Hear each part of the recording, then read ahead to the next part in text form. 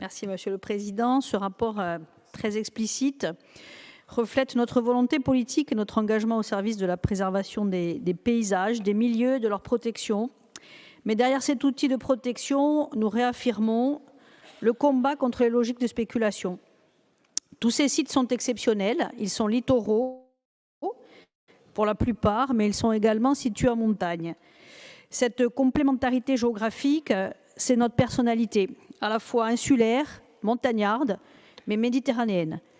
Alors que retenir de cette politique de préservation? Tout d'abord, le travail étroit et privilégié avec un de nos partenaires essentiels, qui est le Conservatoire du littoral.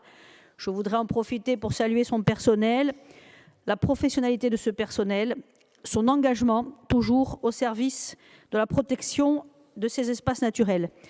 Deuxièmement, retenir l'importance du droit de préemption, qui est un levier essentiel de maîtrise foncière et qui démultiplie la force de la puissance publique et de sa stratégie.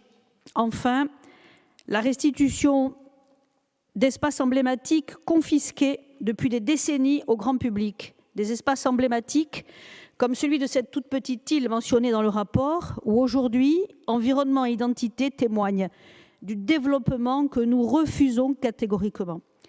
La dimension environnementale de ce rapport sur les espaces naturels sensibles marque une étape importante, celle de l'accroissement de cette protection et celle d'un message politique qui doit marquer notre attachement à la défense de notre patrimoine naturel sensible, mais surtout afin qu'il soit accessible au plus grand nombre, et je crois que c'est là l'essentiel. Je vous remercie.